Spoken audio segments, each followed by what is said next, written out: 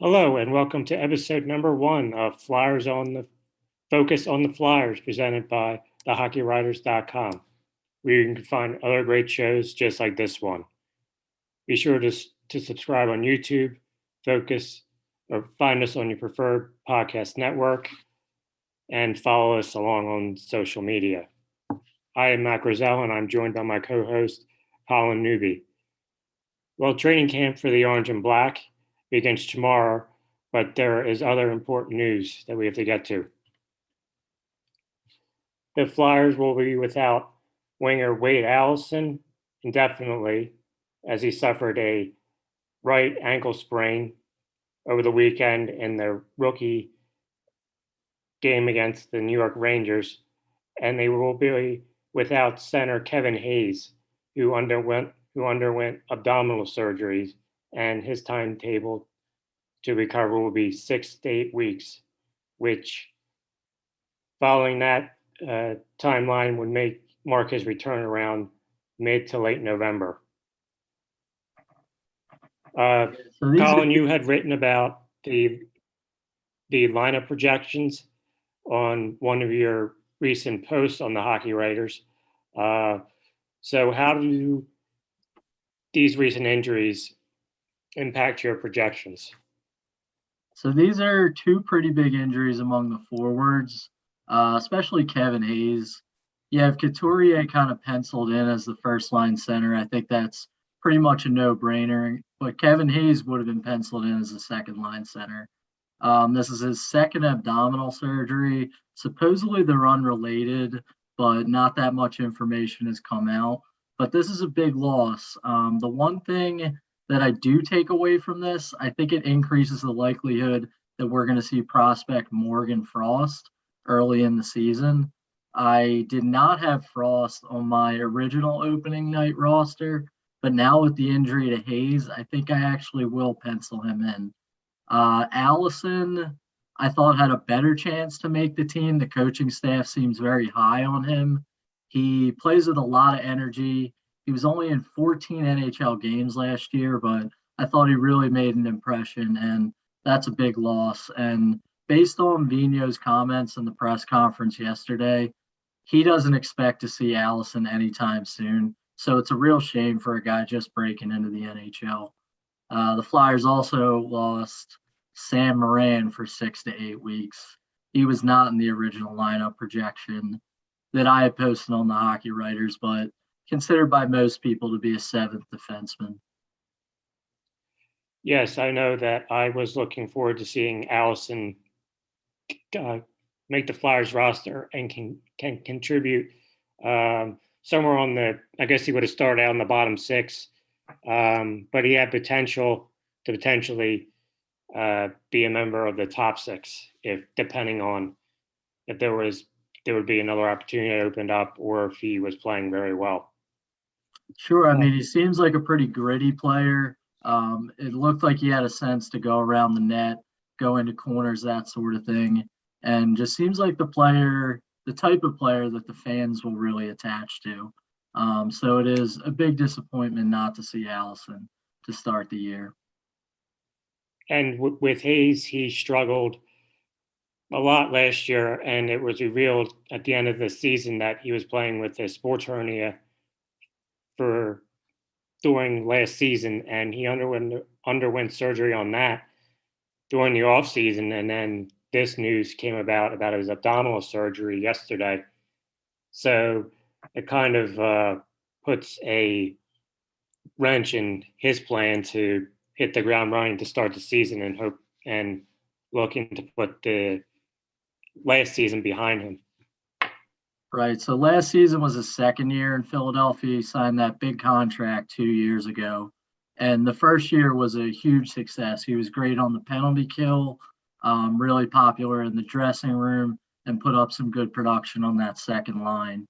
You mentioned the injury last year. It was revealed after the season. They've been battling that for a while.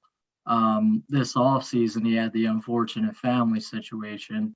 He lost his brother, and now he has this injury coming up that'll cause him to miss the start of the season. As you said, it'll probably push him into November, but the timeline's yet to be seen. And we'll see how good the rest of their prospects are. Morgan Frost, he filled in for Sean Couturier. I believe it was the beginning of last season when Couturier went out with an injury, and he looked like he looked pretty good, and then he suffered an injury not long after he debuted for the Flyers last year. So he's had a good development camp, and so has I believe Tyson Forrester. For last year's first round pick. Yeah, he did pretty well during the rookie game and the development camp this year. So he could possibly get a look as well, depending on how he progresses. If he doesn't make the Flyers lineup, and playing with the AAA affiliate, the Lehigh Valley Phantoms. Yeah, I expect that Frost will be higher in the pecking order than Forrester. But all indications out of the rookie camp are that Forrester really took a big step over the offseason. Maybe not quite yet at the NHL level. He could still use some time to develop.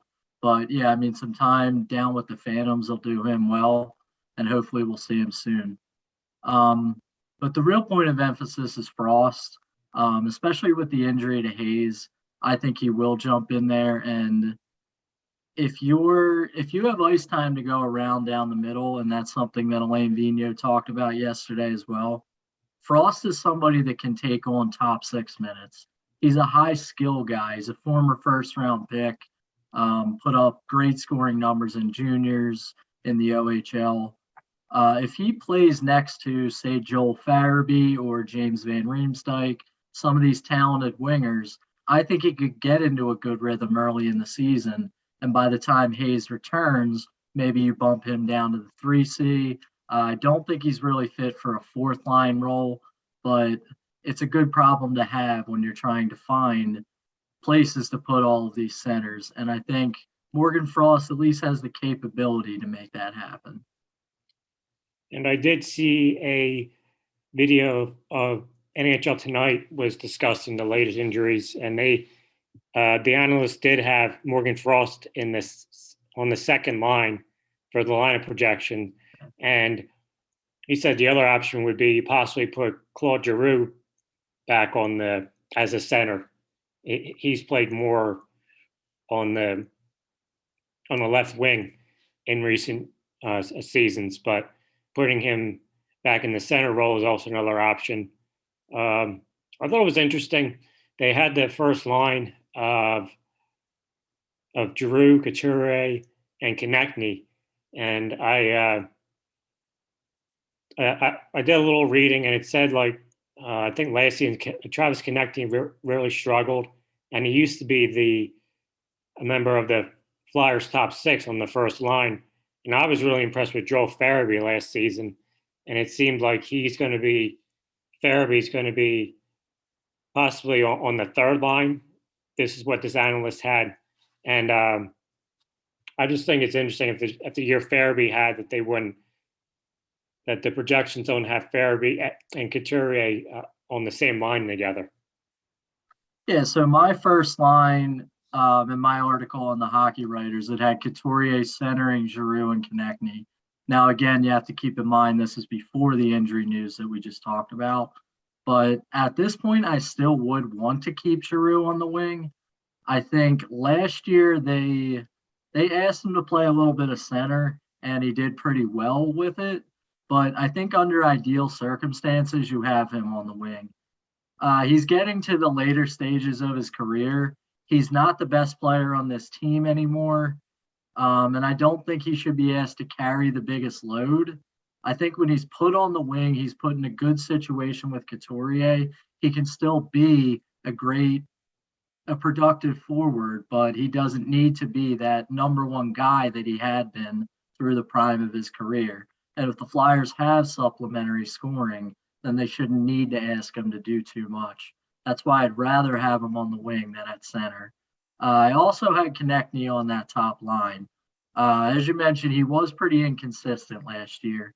He put up decent offensive numbers. I feel like when he's been analyzed for last season, maybe that doesn't get mentioned enough, but he had 34 points in 50 games played, which is not tremendous by his standards, but he did score a little bit. His defensive game was not good, but I think you can say that about maybe every player on the Flyers roster last season. They allowed more goals than any team in the NHL. So back in 1920, they had Couturier centering Giroux and Konechny. That line had some good chemistry, so I decided to pencil it in as the top line this year. And what is it? Where do you see other the recent addition of forward Cam Atkinson from Columbus in the trade with Jacob Voracek? Where do you see players like him and Joel Farabee being at least starting out the year?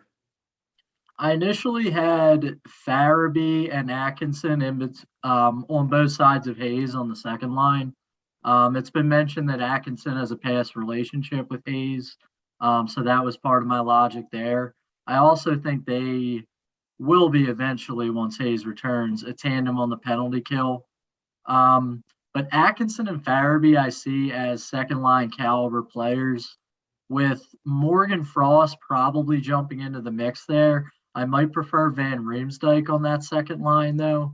I think his skill really showed itself last year. He played a more complete game, too, with defensive responsibilities.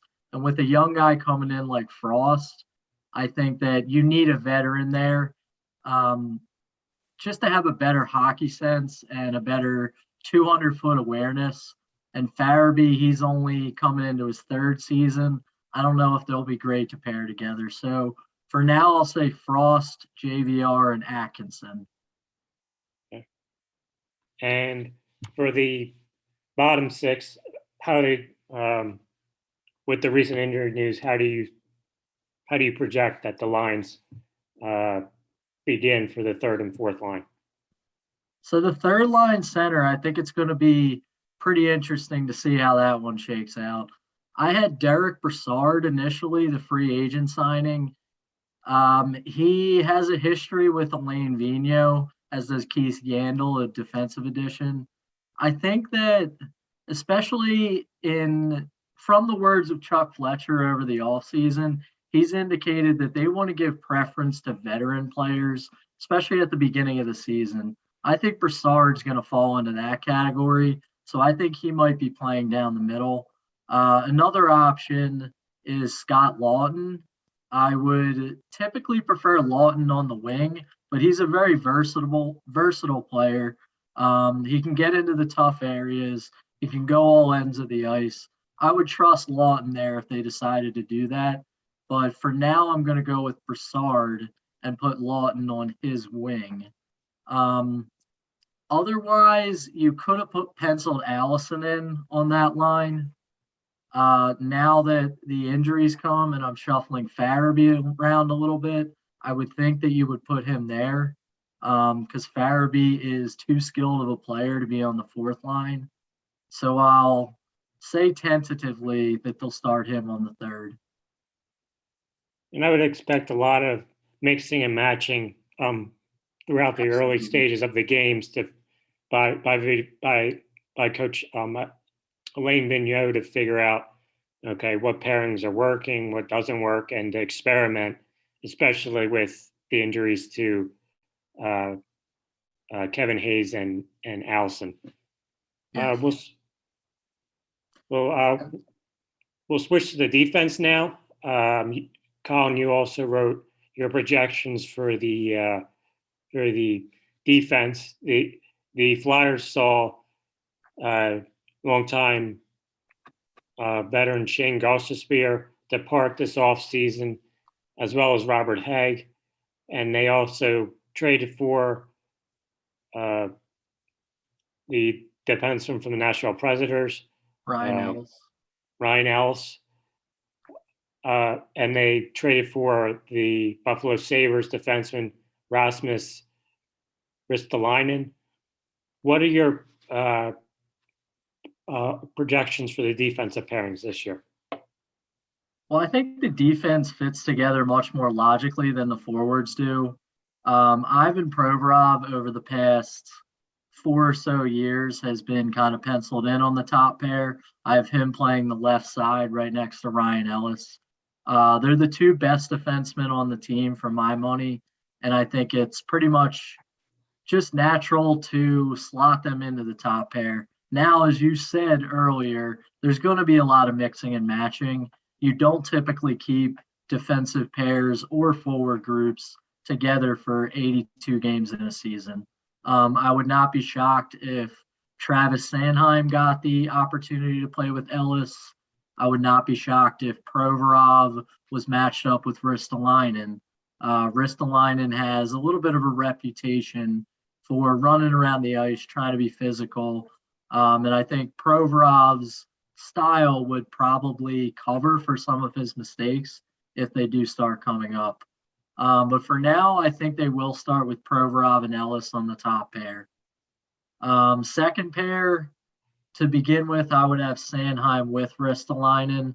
Both of those guys have a lot of question marks, though. Sanheim did not have the best year last year. He was paired with Philip Myers, who was sent in the package for Ryan Ellis, along with Nolan Patrick. Myers had a very tough year, ended up out of the lineup most games by the end of the season, and kind of seemed like he lost favor with Alain Vigneault and the coaching staff. I think that the Flyers, they view Sanheim having a fresh start with a new partner, and they hope that he can do a lot better this year. And with Ristolainen, you're really hoping that the change of scenery can benefit him. His statistics were not very good in Buffalo from an analytical standpoint. I've read all summer about how much of a disaster that was. It's debatable how much you want to read into analytics, but one thing that stuck out to me was that Jack Eichel, Jeff Skinner, and I think it was not Rasmus Dahlin. Reinhart. Okay, so Reinhart had very poor analytics when he was on the ice. So to me, that's an indicator that there is something to the advanced metrics that are putting down Ristolainen.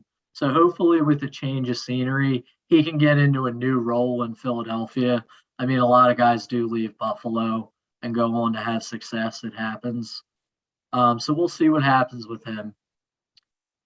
The third pair, I'm thinking that Keith Yandle will start the season in the lineup.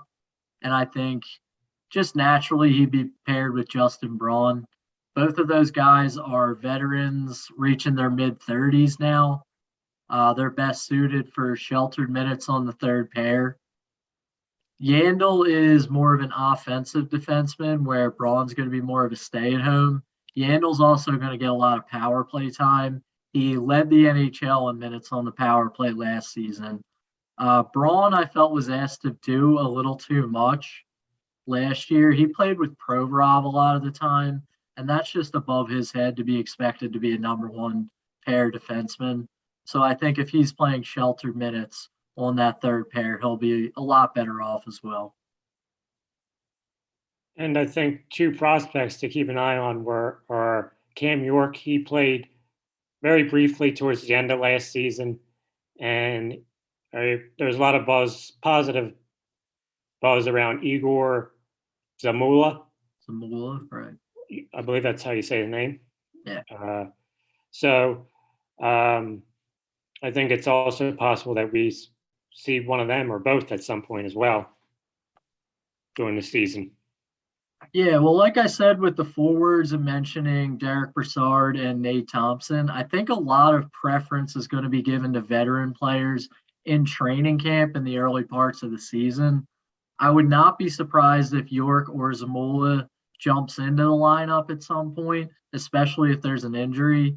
I think it would make more sense for them to start down with the Lehigh Valley Phantoms, but it's also not out of the question that they could get in there pretty early. York probably plays a similar role to Keith Yandle. He's a puck carrying defenseman, supposed to be a good offensive catalyst. He is their 2019 first round pick and had a lot of success at the NCAA level at Michigan the past season. So we'll see what happens with him. But just in terms of Fletcher's ideology and bringing in all of these veterans this offseason, I wasn't going to pick York to make the opening night roster. ZAMULA, and I think this is one thing you mentioned before, he's a little bit bigger. He's 6'3", so he might be up for the physical demands in the NHL a little bit more. So if there's an injury and York isn't looking that physically strong, or he's not totally in tune with the NHL game at first, I wouldn't be shocked if ZAMULA is able to stick a little bit better than York is. Next, we'll look at the goaltending. I wrote a piece for the Hockey Writers. Carter Hart will be the starter. He was signed to an extension this summer, and he needs to be I think the MVP for this team in order to take that next level to be a championship caliber team. He obviously had a terrible season last year. He played a little bit better towards the end of the year after he came back from being inactive, but then he suffered an MCL injury and he missed the rest of the year.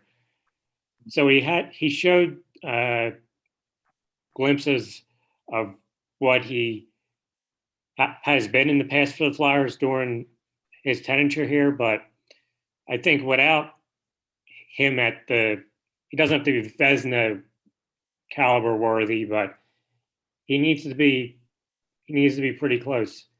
Now, he's only as good as the defense in front of him, and the defense in front of him was not good last year, which contributed to as you mentioned, the highest goals against it in the league last year. But he needs to make sure his mental game is right, and he needs to display confidence in himself that he knows that he can be the top goalie for the franchise, even at 23 years of age. He's just entering his prime. The team did sign a new backup this year. Gone is Brian Elliott. He was a free agent. He's signed a 1-year deal with the defending champion Tampa Bay Lightning. Two, actually. Yeah. And Alex Lyon, he played briefly for the team for the Flyers last year, and I believe he's with the Carolina Hurricanes. Yes. And the Flyers signed Martin Jones, who was bought out by the San Jose Sharks, who's also looking to put a bad year behind him. There was talk that the coach Doug Wilson had said that possibly Jones played in too many games, and that was a problem for why he did not do well last year. So we'll see how he does adjusting to the backup role. But if the Flyers have to rely on him for an extended amount of time, I don't like their chances as much as a dependable Carter Hart net. So hopefully he puts last year behind him and can be a reliable netminder for the team, because he, as I said before, I think ultimately without him at the top of his game, they don't go as far as they could. Absolutely. And to your point, I've heard a bunch of people say that we can break down this team all we want. We can go forwards 1 through 4. We can go D 1 through 3. If Carter Hart doesn't rebound, it's all irrelevant because they're not coming back from last year's disappointment if he plays like as poorly as he did last season. And want to get your impression, like what will you be looking for? Like who's one player who you think that you'll be keeping an eye on, either an off-season addition or one of the younger players? I'd have to say Oscar Lindblom. I have him starting out on the fourth line for now, based on the injury shuffle that just occurred.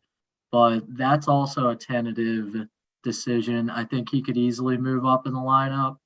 Um, with Lindblom, we talk about the cancer treatments, the inspirational story, and it's great that he won the Masterton Trophy 2 years in a row. He succeeded under unfortunate circumstances to return to the NHL. But last year, he wasn't that effective on the ice. Many people that are close to the situation, they say that that's in part, at least, because of physical conditioning, which obviously is an understandable circumstance when he had gone through chemotherapy just a few months before that. So if he's recovered physically, I think he could return to the form that we saw in 2019 before he was diagnosed with Ewing sarcoma. He got off to a hot start, had 11 goals early on. I believe it was December when he left the lineup. But a recovery from Lindblom could move him up in the lineup pretty easily, and we'll look for that early on in the season. Yes, and I believe his totals in that at that portion of that year in December, I think he led the team. I believe in goals or total points. At that point, Yeah, left him in goals. Yes. so he has displayed that kind of talent that could give Vigneault another option to put him in the top six if he Absolutely. returns to that steady source of production in the lineup.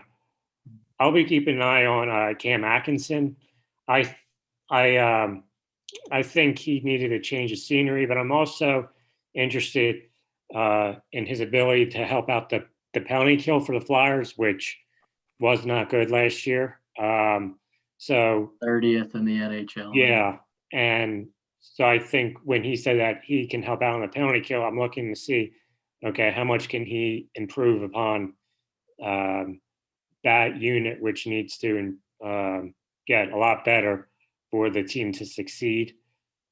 And I'm also interested to see, okay, where does he fit in the lineup, and with who on 5-on-5.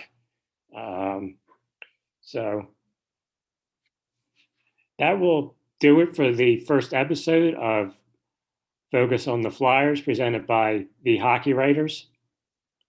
Thank you for watching. Again, you can follow along on social media and be sure to check out all the great shows on the Hockey Writers YouTube channel.